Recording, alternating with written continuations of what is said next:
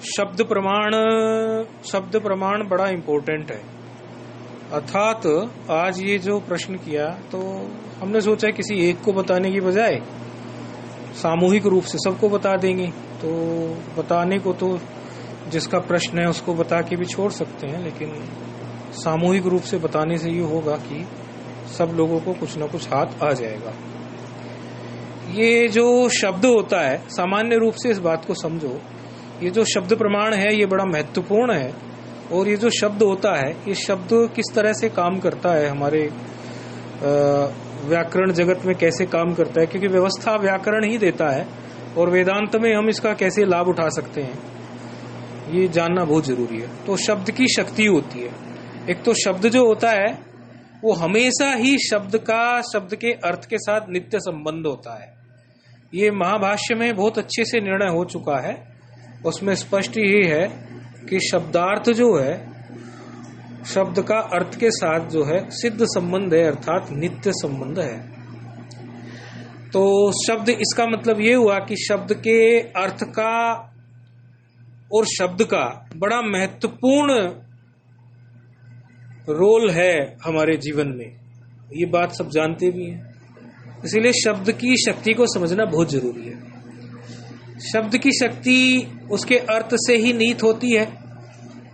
तो उसको तीन प्रकार से हम समझ सकते हैं। शब्द की शक्ति को तीन प्रकार से उसकी वृत्ति बन सकती है। एक तो अभिधा होती है, दूसरी तो आपकी लक्षणा होती है, तीसरी तो व्यंजना होती है। कई इनको चार भी बना देते हैं, लेकिन मुख्य रूप से अभिधा, किसी भी शब्द की एक अभिधा वृत्ति होती है, एक लक्षणा होती है और तीसरी व्यंजना होती है। अभिधा वृत्ति का मतलब क्या है कि अभिधा वृत्ति, कोई भी शब्द आपने सुना और उस शब्द का सीधे सीधे जो उसका वाचक बना, सीधे सीधे जो उसका अर्थ बना, वही अभिधा वृत्ति है। धा धातु में अभि उपसर्ग से ये बनता है। तो अभिधा वृत्ति का सीधा सीधा अर्थ है, इसमें कोई जोड़ तोड़ नहीं है। कोई भी शब्द है, उस शब्द का जो सीधे सीधे अर्थ निकलता है उसको अभिधा वृत्ति बोल देते हैं। जैसे अश्व, तो घोड़ा अर्थ है तो घोड़ा ही अर्थ ले लिया, बात खत्म हो गई। इससे ज्यादा इसमें कोई दिमाग लगाने की जरूरत नहीं। दूसरी जो होती है वो होती है लक्षणा और तीसरी होती है व्यंजना। व्यंजना जो होती है, व्यंगावृत्ति भी होती, व्यंजना वृत्ति भी होती है। भागवत आदि के 10वें स्कंद में इसको आप देख सकते हैं कि जो श्लोक जो है उनमें बड़ी व्यंजना करनी पड़ती है। ये तो व्यंजना में बड़ी विद्वता छिपी होती है, उसमें बड़ा काव्य ऐसा छिपा होता है कि बड़ी गंभीरता से उसको समझना पड़ता है। तो वो एक अलग ही विभाग हो गया, लेकिन मुख्य विषय जो यहाँ उठाया गया था वो लक्षणा का उठाया गया था। तो लक्षणा को ही हम अभी बताने जा रहे हैं। वैसे तो शब्द का यदि अर्थ की बात भी करें, शब्द के अर्थ में और चार प्रकार होते हैं। शब्द जो है चार प्रकार से शब्द को हम ले सकते हैं, चार प्रकार से शब्द का अर्थ निकल सकता है। तो ये भी दृष्टिकोण ध्यान रखना बहुत जरूरी है। कोई भी शब्द का एक यौगिक अर्थ होता है, एक उसका रूढ़ अर्थ होता है, एक उसका यौगिक अर्थ रूढ़ अर्थ, एक होता है योग रूढ़ और चौथा होता है यौगिक रूढ़। तो यौगिक अर्थ क्या होता है कि जिस धातु के योग से जैसे वो शब्द बना हो तो सीधे सीधे उसका वो अर्थ निकाल देते हैं हम। और एक होता है रूढ़ अर्थ। रूढ़ अर्थ में हमें क्या होता है कि जो रूढ़ हो गया है उसको हम ले लेते हैं। यौगिक अर्थ में हम लेंगे जैसे किसी भी शब्द को कि भाई ये योग बना किसी धातु का, कि इस धातु के योग से इसका यही अर्थ निकलना चाहिए, तो वो इसका यौगिक अर्थ है। सीधे सीधे यौगिक अर्थ हो गया। जैसे कोई हमने शब्द लिया कि गो शब्द लिया, अब गो शब्द तो गम धातु से बना, तो गम धातु से बन के गच्छति इति गो, तो यदि उसको उस तरह से लें सीधे सीधे तो वो उसका यौगिक अर्थ हो जाएगा। अर्थात उसका यौगिक अर्थ अर्थात जो धातु के प्रत्यय के योग से जो अर्थ बना वो उसका यौगिक अर्थ हो जाएगा। जो धातु लगी फिर उसमें जो प्रत्यय लगा उसके हिसाब से जो है उसका यौगिक अर्थ बन जाएगा सीधे सीधे से। जैसे हम इसमें पाचक शब्द बनाते हैं गायक शब्द बनाते हैं, नायक शब्द बनाते हैं। तो पाचक कौन है? जो पकाने वाला है उसको पाचक बोलते हैं, और जो गाने वाला है उसको गायक बोलते हैं। तो ये सीधे सीधे यौगिक इसका अर्थ हो गया। अब रूढ़ अर्थ की बात करें यदि शब्द के, तो रूढ़ अर्थ में वास्तव में जो शब्द होता है उस शब्द का वो अर्थ ना लेके जो रूढ़ हो गया, जो प्रचलित हो गया, उसको लिया जाता है। जैसे गो शब्द है, अब इसको यौगिक तरीके से यदि हम देखें व्याकरण की दृष्टि से, तो गो शब्द का यदि हम अर्थ निकालने की कोशिश करें तो इसका विग्रह बनेगा गच्छति इति गो, क्योंकि गम धातु से बना है ये। तो अर्थ तो यौगिक की दृष्टिकोण से तो इसका होना चाहिए दो चले फिरे, उसको गो बोलते हैं। लेकिन ऐसे तो बात सटीक नहीं बैठती, क्योंकि चले फिरे तो बैल भी चलता है, और बैल को छोड़ो चलो, बैल भी गोवंश में आता है। तो आपका भैंस भी चलती है, मनुष्य भी चलते हैं, तो उनको तो गो नहीं कहते। तो यहाँ पर हमें यौगिक अर्थ छोड़ना पड़ जाता है और रूढ़ अर्थ की तरफ देखते हैं कि गो जो है वो गाय के नाम से ही प्रसिद्ध है। तो ये हो गया रूढ़ अर्थ, अर्थात जो प्रचलित हो रहा है उसी अर्थ को हम ले लेते हैं, उसको बोलते हैं रूढ़ अर्थ शब्द का, कि ये रूढ़ हो गया जी, ये प्रचलित हो गया जी। इस प्रकार उसको हम रूढ़ अर्थ बोलते हैं। तीसरा जो होता है वो होता है योग रूढ़। योग रूढ़ का मतलब ये है कि कुछ अंश में उसका योग अर्थ भी रहेगा, अर्थात उसका यौगिक अर्थ भी रहेगा, और कुछ अंश में जो है उसका रूढ़ भी लेंगे। दोनों चीजों को मिला के हम उसका अर्थ ग्रहण करेंगे। जैसे है हमारा पंकात जायते इति पंकज, मतलब जो कीचड़ में पैदा हो उसको पंकज कहते हैं। पंकज माना कमल जो होता है। अब कीचड़ में तो आप देखो शैवाल भी पैदा होती है, घास फूस भी पैदा होता है। तो वैसे यदि उसका पूरा यौगिक अर्थ लगाने लगोगे तो कीचड़ में तो सब कुछ पैदा होता है, तो घास फूस को भी हम कह सकते हैं क्या? नहीं। तो कीचड़ में पैदा हो लेकिन उसके साथ उसका रूढ़ अर्थ भी लेंगे। कीचड़ में पैदा होता है कमल, और कमल के लिए ये रूढ़ हो गया। तो यहां हमने यौगिक अर्थ भी ले लिया, अर्थात कीचड़ में पैदा हो रहा है, पंकात जायते, कीचड़ में जो पैदा हो, कीचड़ से जो पैदा हो। और दूसरा जो रूढ़ हो गया पंकज के नाम से, कमल जो है, उसको भी हमने ले लिया। तो इसको बोलते हैं हम यहाँ पर योग रूढ़। तो शब्द का एक ये भी प्रकार होता है अर्थ निकालने का। चौथा होता है यौगिक रूढ़। यौगिक रूढ़ में क्या होता है? यौगिक रूढ़ शब्द कुछ अंश में अपना वही अर्थ देगा और कुछ अंश में अपना दूसरा अर्थ देगा, अर्थात एक ही शब्द के दो अर्थ वहां पर बन जाएंगे। बस वो हमें देखना पड़ेगा कि किस प्रकरण के अनुसार उसके क्या अर्थ बन रहा है, उसको बोलते हैं यौगिक रूढ़। अर्थात एक ही शब्द के दो अर्थ जब बन जाए, जिस प्रकार से उद्भिज बोलते हैं, तो उद्भिज बोलते हैं वो जो कि पत्थर को फोड़ के निकले या खोद के निकले या तोड़ के निकले। तो एक तो वो उसके लिए पत्थर को फोड़ के तोड़ के जो निकले उस हिसाब से पौधा हो सकता है, पौधा ही पत्थर को फोड़ के तोड़ के निकलता है, तो उद्भिज का वो अर्थ हो गया। और दूसरे अंश में देखें तो उद्भिज जो है एक यज्ञ भी है।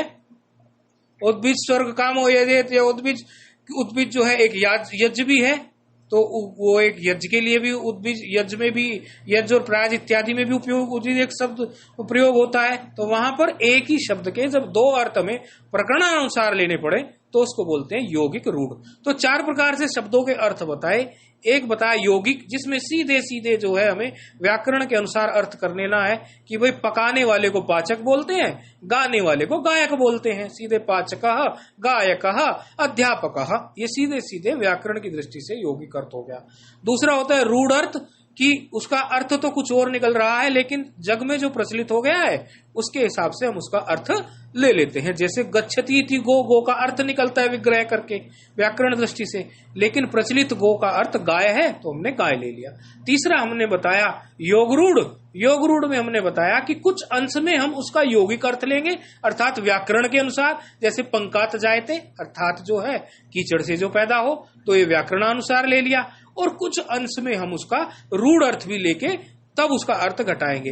तो पंकात जायते में तो बहुत सारी चीजें होती हैं, यानी कीचड़ होता है, शैवाल होती है, कमल होती है। तो कीचड़ और शैवाल को न लेकर रूढ़ जो हो गया वो पंकज हो गया, कमल, उसको हमने ले लिया। और चौथा हमने बताया, रिपीट कर दिया हमने ताकि आप लोगों के मस्तिष्क में ये ठीक प्रकार से ठहर जाए। चौथा हमने बताया आपको योगरूढ़, तो यौगिक रूढ़। यौगिक रूढ़ में हमने बताया कि उद्भिज जो है वो एक याज इत्यादि के लिए उपयोग भी होता है। उद्भिज शब्द जो है उसका अर्थ वो भी होता है। जैसे उद्भिज योनि होती है, वो पत्थर फोड़ के या कुछ वृक्ष इत्यादि जो निकलता है वो भी उसका अर्थ होता है। तो इस प्रकार से भी शब्द के बारे में ये भी आपने जान लिया। अब लक्षणावृत्ति के बारे में एक विशेष आप लोगों को जानना था। तो लक्षणावृत्ति के बारे में आप ये समझ लो कि 3 प्रकार की लक्षणा होती है। ठीक है, कोई भी वाक्य का हम जब अर्थ करने चलते हैं तो वाक्य का अर्थ करने के लिए हमें 3 प्रकार की लक्षणा का उपयोग करना पड़ता है। अब वो 3 प्रकार की लक्षणा क्या है? 3 प्रकार की लक्षणा है, जैसे आपकी जहद लक्षणा, जहद अजहद लक्षणा, और तीसरी आपकी है जहद लक्षणा, अजहद लक्षणा, और तीसरी है जहद अजहद लक्षणा। ये 3 प्रकार की जो है लक्षणा आपको देखने को मिलेगी। अपने वेदांत में हम क्या करते हैं, वेदांत में हम जो जहद अजहद लक्षणा है उसी से घटाते हैं सब कुछ, इसलिए ये लक्षणा को समझना भी बहुत जरूरी होता है। जहद लक्षणा क्या होती है? जैसे गंगायाम घोषः, घोष माने बस्ती, गांव बस्ती, गंगायाम घोषः, तो इसका यदि अर्थ निकालें सीधे सीधे तो बोले गंगा में गांव है। अरे गंगा में कभी गांव के रह सकता है क्या? नहीं रह सकता गंगा में गांव। तो इसमें हमें कुछ अंश में उस शब्द को त्यागना पड़ता है कि हमें उसका अर्थ ऐसे घटाना पड़ता है कि हमें वो जहद लक्षणा से देखना पड़ता है। कैसे? गंगायाम का अर्थ, यहाँ गंगायाम का मतलब गंगा नहीं करते, गंगा में नहीं, गंगा तीरे करते हैं। गंगा तीर यानी गंगा के तट पर बस्ती है, तो इसको बोलते हैं हम जहद लक्षणा, जिसमें कुछ अंश में हमने इस प्रकार से इसको त्याग कर दिया। कुछ अंश में त्याग किया ना, तो ये हमने इसको भाग त्याग कर दिया। दूसरा जो है हमारी होती है अजहद लक्षणा। अजहद लक्षणा क्या होती है? जब हमें कोई भी लक्षणा इस प्रकार से करनी हो कि बोले हम कोई एक चीज लेकिन रूढ़ कर दें उसको पूरे में, अर्थात कोई जैसे इस प्रकार है कि अरे भाई भारत जीत गया।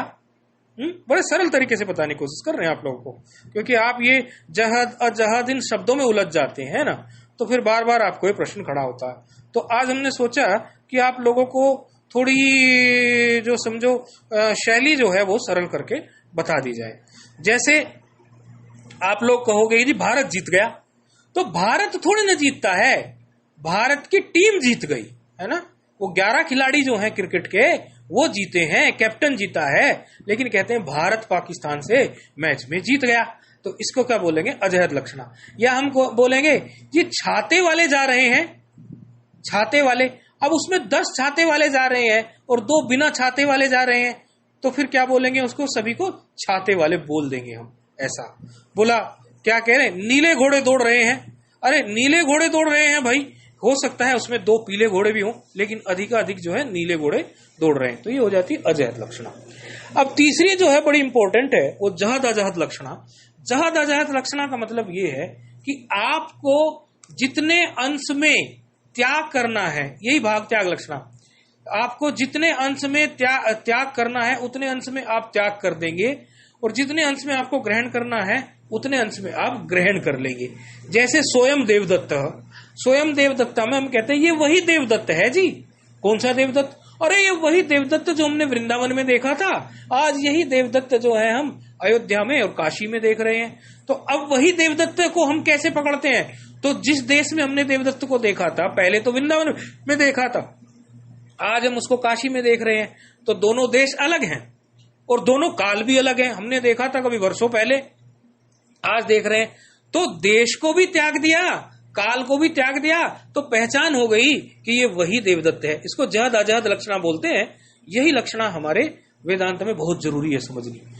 तो देश को भी त्याग दिया और काल को भी त्याग दिया। यही चीज जो है मतलब आप तत्वमसी में देखो, तत्त्वम असि, तो तत् और त्वम यानी के ईश्वर और जीवात्मा दोनों एक तो कभी हो ही नहीं सकते। यदि एक आप औपाधिक दृष्टि से देखो, ईश्वर सर्वज्ञ है और जो है जीव जो है वो अल्पज्ञ है, तो ईश्वर सर्वज्ञता, ईश्वर की सर्वज्ञता को छोड़ दो और जीव की अल्पज्ञता को छोड़ दो। जब उपाधि दोनों छोड़ दोगे तब तत्व और त्वम एक, यानी तत्व और त्वम की जो चेतनता है आपने वो ग्रहण कर ली और उनकी सर्वज्ञता और अल्पज्ञता को त्याग दिया। तो इसी को बोलते हैं जहद अजहद लक्षणा। वेदांत में ये जहद अजहद लक्षणा बड़ी महत्वपूर्ण। तो 3 प्रकार की लक्षणा आपको बताई, एक जहद लक्षणा, एक अजहद लक्षणा, एक जहद अजहद लक्षणा। जहद लक्षणा में आपको क्या करना है कि अर्थ को, जैसे गंगायाम घोषः, उसमें आपको अर्थ को बिल्कुल अलग उठा के ले जाना है, एकदम अलग ही ले जाना है। गंगा अर्थ नहीं करना है, बल्कि उसको गंगा का तट अर्थ करना है। अजहद लक्षणा में आपको इस प्रकार से संकेत किया जाएगा कि कुछ पूरे के पूरे समूह की बात कही जाएगी, लेकिन उस समूह की बात को आपको अपनी अजहद लक्षणा से समझना होगा कि इसमें जो समूह की बात कही गई है इसको किस प्रकार हम, ये तीनों चीजें उदाहरण से समझनी होगी आपको। आपके दिमाग में इनके उदाहरण फिट रहेंगे तो आप इनको समझ पाओगे। जैसे भारत जीत गया, नीले छाते वाले जा रहे हैं, इस प्रकार का।